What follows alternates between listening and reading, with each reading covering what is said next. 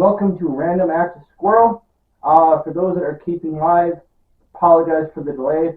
For those that were subscribing and watching regularly, life got busy between figuring out work and working weird stuff and life and whatever it is. Suddenly it's like a week later I'm going, wow, how did that happen? But I'm back, and I decided I need to do something fun because life is between job hunting or job waiting, to be completely honest, because looking for jobs in December sucks. And Christmas and other stuff, I need to do something fun. So, back on, let's see if I put up my notes here. Act 5, I did something with the acts of Platter and Discord, which I will try to learn something new today and attach that at the end of the video. So if you watch the whole way through, you can click onto that. I think it was called Me, Myself, and I. And what I did on that is I talked about 3 CDs, 3 albums that kind of defined me at certain points in life. So I picked it, described them, that kind of stuff. I was talking with someone who's actually a subscriber, and he said I should talk about movies that people have already seen. At this moment, I have about 5 or 6 half movie reviews in my head, none of which compel me today. But I figured I'd do what I did on Act 5, and I would do it today on Act 33, Random Acts of Cinema, now in 3D, 3 movies that changed me forever. So, there'll be a review in the end, but this is maybe a little less about the movie. I'll talk a little bit about the movies, but it's more about like what it was that this movie did for me or how it represented part of my life, that kind of thing. Again, kind of like off the CDs, they're not necessarily the best or the most famous or anything like that. They could be, but they don't have to be. They're more, this is the things that I saw and it really was like, boom, you know? And so I'll start with like a prequel answer, or -1. The first movie I kind of remember seeing in the theater was some nature movie. I don't even remember much about the plot, but it's called Never Cry Wolf. Like 83, 84, somewhere around, like 82, 83, somewhere in that area. The first one I really kind of remember seeing in the theater. The plot was that this biologist guy goes up to the Alaska wild and tracks a bunch of wolves. I rewatched it, and it's really cool when you're a kid because like the shots were really amazing, things like that, but it didn't age necessarily well. Not a bad movie, but it didn't age very well. The first movie I remember seeing that just kind of kicked my butt and everything was this one. This thing just completely affected me. It is called NeverEnding Story.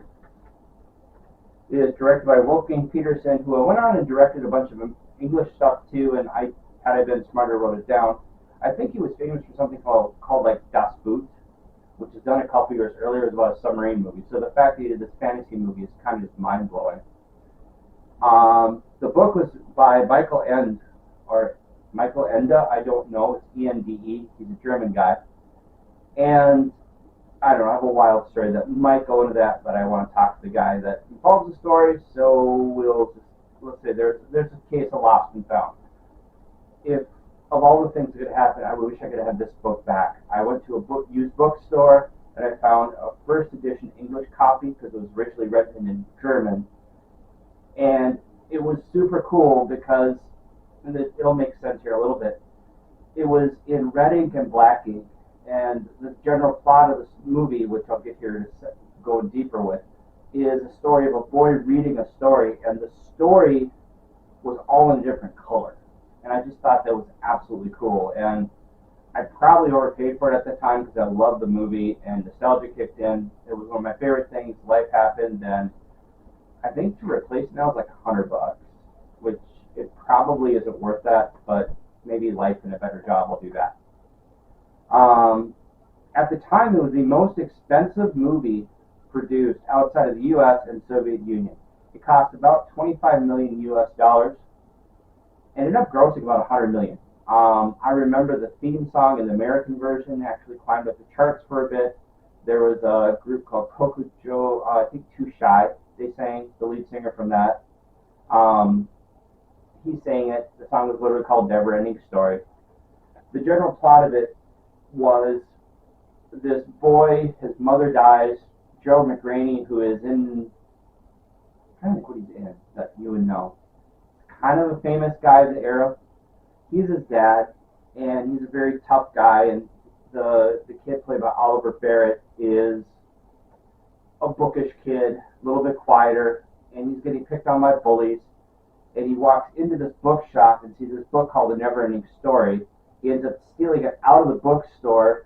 The bookstore gives like a devious grin. He sneaks up into this room in the school and starts reading the book throughout the day. And it mixes between him dealing with his outside world and then him diving into this world following this character named Atreyu. So if you know like metalcore or that kind of stuff, there's a band called Atreyu. That's where they get that name. And it's this fantastical world with really cool effects, and it has one of the greatest things I've ever seen in my life.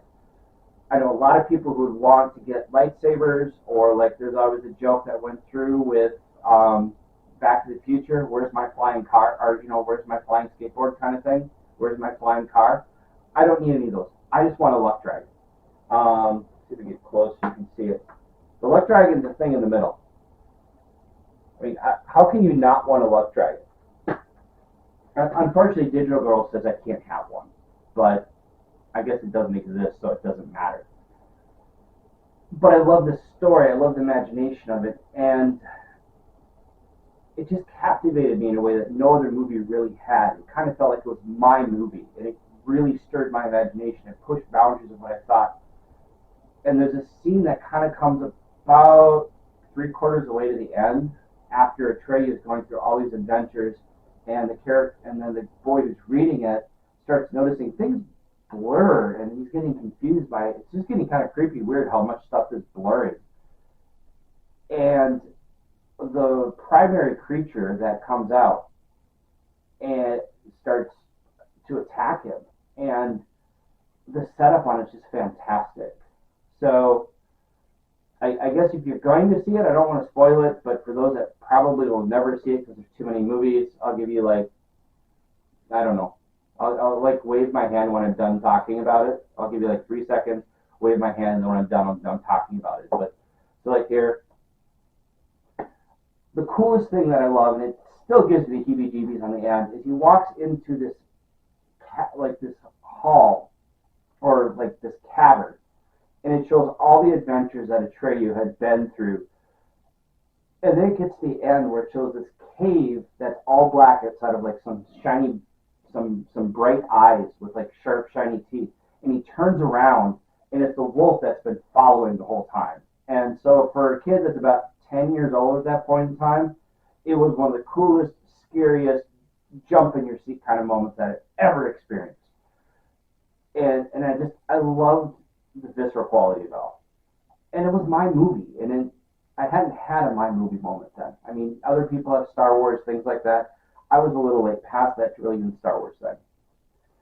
The second thing that really kind of shook my world was this one. This one may be hard to see. We'll try it, but 12 Monkeys.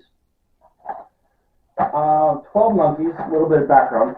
12 Monkeys was released in 1995. Has a pretty big cast on it. It was even really big at the time. Bruce Willis, Brad Pitt, Madeline Stowe, Christopher Plummer. It was directed by Terry Gilliam. Terry Gilliam comes from Monty Python stuff, if you know that, and then he directed a bunch of films, and it's just amazing. And I guess David Peoples, who wrote it, was also responsible for writing Blade Runner, so you have like the craziness of Terry Gilliam attached to a sort of it's like cyberpunkish kind of, or like, a dark future version that was written by Peoples. It was made at about $29 million. It grossed about 168 box office globally. It was a pretty big hit, and the biggest award that came out of it was Brad Pitt got a Best Supporting Actor nomination, which leads into a digression, which I'm not going to walk too far down here. I think Bruce Willis might be one of the most over neglected actors as far as awards. It's amazing how many movies he's been in that people get awards, everyone but him. He was in Sixth Sense a couple years late, a couple years after 12 Monkeys. The director got an award, the actress got an award, the supporting actress got an award. I mean, everybody did except him. And it's crazy because had he done bad, the whole movie would have fallen apart. And there's a couple other movies that he did like that where he just, for some reason, never got any Oscar love that way, which is neither here nor there. But what I liked about this movie is I had just graduated from high school, and I was in a small town, and with life and things like that, I didn't really get to watch a lot of movies, so I was just kind of getting into what do I think is cool. So I was renting stuff from the from the university library. I was going to the video store, and I was devouring any kind of film that I could have. And this is like a perfect note of when I was that age of, I still have a sweet spot for that. I wish I made more movies like this, of like like weird and science fiction and intelligence and thinking and all that kind of stuff that I like in a movie. And it was kind of like a grown-up movie for me. It was that movie that I could kind of fall into and be like, this is my thing. This is like my sweet spot where I want to go into. And there's a lot of movies when I fall into it that they don't have to be great movies, but if they're kind of fun, twisty sci-fi movies or just weird stuff like that, regrettably, they don't have to be very good. I'll still watch them. Like right now, Digital Girl's thing is she loves cheesy, well, to be honest, she doesn't fall too hard at the cheesy ones, but she loves Hallmark Christmas movies. That's her thing. They're not all as bad as you think, but yeah, it's a thing, and I don't mind them with her, but I don't think I'd ever watch it with it. I would dive into the weird and the strange. As a complete side note, right now I've been getting sucked into streaming documentaries. For some reason that fascinates me. And I also went from reading more fiction stuff in the past into reading actually more nonfiction things lately. There's something about reading somebody else's life and watching how they make choices, and I kind of process and learn off of it, and however that works. I don't know. But that was the second movie that really kind of changed me. And then there's this one, but I will forewarn you, it's probably not for the reason that everybody else has. This one. So, 1999, this movie comes out. It basically blows up the world. Because there was a certain 90s action film, and then this thing came through, and then you had bullet time. And then for like the next 5 years, everything had bullet time. And everyone was wearing long black jackets. And it probably is as big to that era. It is that generation's Star Wars movie. It is that generation's Jaws that changed everything. And I'll give you facts, but I'll be honest, the facts are not why this thing sticks with me. It was released in 99. It was directed by the Wachowskis. As a side note, if you ever want to watch something that's kind of fun, have patience with it. It's kind of weird and twisty, though I think it's actually aged better over time than when it was first released. They do a really wild version of Speed Racer that's fun to see. Keanu Reeves, Lawrence Fishburne, Carrie-Anne Moss, Hugo Weaving, who then added one of his two iconic roles that he gets to be, where he got to be one of the elves in Lord of the Rings, and he also got to be Mr. Anderson. I had seen Johnny Mnemonic before that. It's a weird sci-fi movie, and it's very broken, but there's moments that are awesome, and I do like it, but it's not a great movie.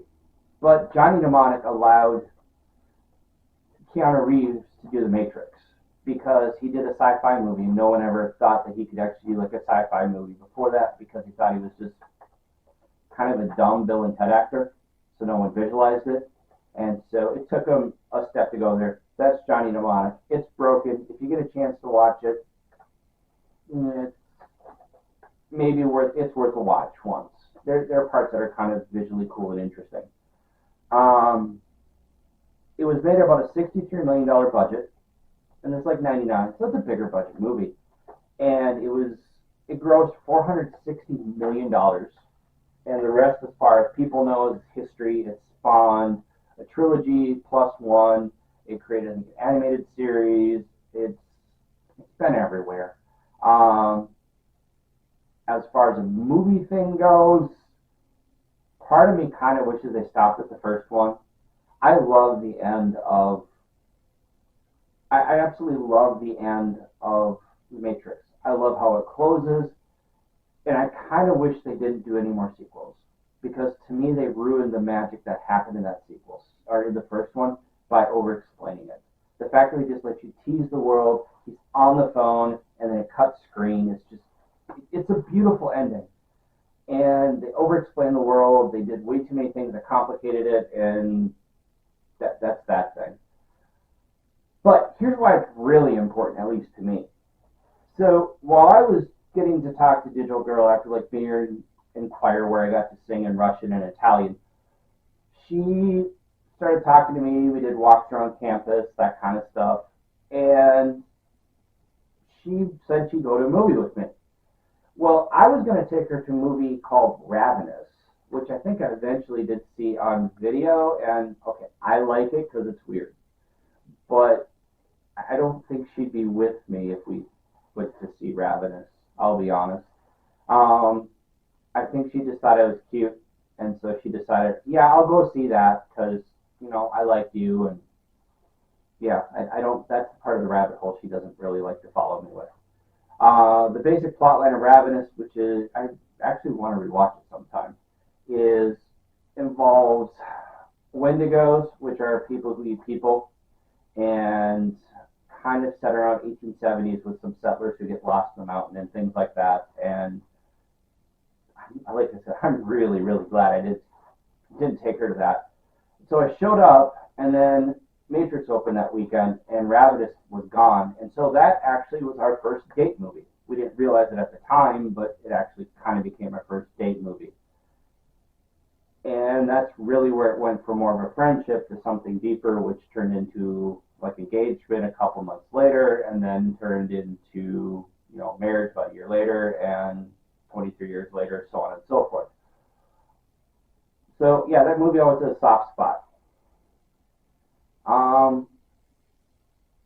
And that really changed my whole life, literally. I mean, and as a movie, it's cool to see how it changed the world. I mean, I had like a Star Wars moment where I was like, I got to see something before about the time everyone else did. But yeah, it completely changed my life too. So those are kind of my three big movies. I figure everybody else has three movies that they can look at and be like, this really shows a moment in my life when my tastes changed, or I evolved as a person, things like that. So kind of asked the same thing I asked on Act 5, which is, what are your three movies? 1, 2, 3, you see. What are those three movies that you watch that you look back and realize this one changed my view on film, or this one really was like a moment in my life that really the world shifted around me, kind of thing. Like I said, it doesn't have to be a great movie. It can just be a movie you like or a movie that really affected you. Heck, it could even be a movie that you don't even want to see anymore because something happened to around you that, like, yeah, not seeing that one anymore. Otherwise, if you like this, as I always say, go ahead and hit the like button. If you have any cool comments, which please add comments on this one. I'm also going to try to tag the Act 5 on there. That way people have music stuff, they can go into that. I forewarn you, it's the 5th video. It is rough. But I'm setting them out as I get them, and I think I'm going to pray to Santa for a cordless lavalier mic. That's for like those not videotaping, something I can put here, and then my sound will sound better. And then I can work on a background, but one adventure at a time. And then if you haven't subscribed, you've been watching a few of these, go ahead and hit the subscribe button. Otherwise, thank you very much for your time. Have a very good day. Bye.